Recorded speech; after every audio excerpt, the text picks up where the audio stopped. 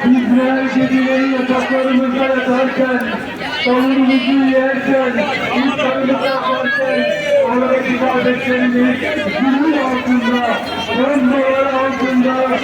Terör devleti İsrail'in ateşkes anlaşmasına rağmen Gazze'de yeniden saldırıya başlaması sonucu aralarında çocuk ve kadınların da bulunduğu 404 kardeşimiz şehit olmuş, 562 kişi de yaralanmıştır. ABD destekli Siyonist İsrail 7 Ekim 2023'te Gazze'de başlattığı soykırımda tüm dünyanın gözleri önünde çoğunluğu kadınların ve çocukların oluşturduğu on binlerce masum sivili katletmiştir. Gazze 7 Ekim'den bu yana şiddetin, acının ve yokluğun pençesinde kullanmaktadır. İnsanlık tarihinin en karanlık dönemlerinden birine tanıklık ediyoruz. Tam 471 gün boyunca on binlerce ton bomba atarak haritadan silmek istedikleri Gazze'nin kahraman halkı tarihin en onurlu direnişini göstermiştir. Milyarlarca dolarlık silahlara karşı el yapımı silahlarla savaşarak unutulmayacak bir destan yazmıştır Hamas. Bugün gelinen noktada İsrail'in Gazze'yi yok etme hedefiyle başlattığı saldırılar inancın ve sabrın karşısında hezimetle sonuçlanmıştır. İsrail'in Gazze'yi yok etme hedefiyle başlattığı saldırılar hezimetle sonuçlanmıştır. İsrail'in soykırım kabinesi yok edeceğiz dedikleri Hamas'la masaya oturmak zorunda kalmış ve ateşkesi kabul etmiştir. Ancak ateşkesin arkasına sayılan İsrail yeniden saldırıya geçmiş, katliamlarına devam etmektedir.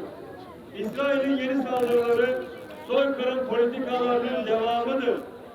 İsrail yandaşı Trump ve yönetimi Filistin halkını Gazze'den sürme ve başka ülkelere gönderme planları yapmıştır. İsrail bu projelerin işlemeyeceğini görünce ateşkesi ihlal ederek yeniden saldırı başlatmıştır. Bu saldırılar uluslararası hukuku ve evrensel değerleri en ağır şekilde ihlal etmektir. Bölgenin geleceğini tehdit etmektedir. İnsanlığa karşı işlenmiş suçtur. Mübarek Ramazan ayında İsrail insanlığa karşı suç işlemeye devam etmektedir. Sivil yerleşim alanlarını, hastaneleri, ibadethaneleri ve mülteci kamplarını hedef olarak Gazze'yi sistematik bir soykırıma tabi tutmaktadır. Türkiye'deki Müslümanlar olarak Filistin halkının yanındayız.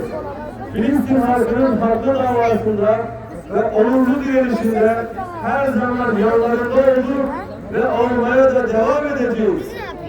Tüm dünyaya çağrımızdır. İsrail'in Filistin halkına karşı uyguladığı soykırıma karşı durun. İsrail'in derhal yargı önüne çıkması için harekete geçin. İsrail ile olan diplomatik ve ekonomik ilişkileri kesin. Savaş suçlularının hesap vermesi için uluslararası mahkemeler kurun. دمر أعداءك أعداء الدين اللهم ألف بين قلوب المؤمنين ووحد صفوف المسلمين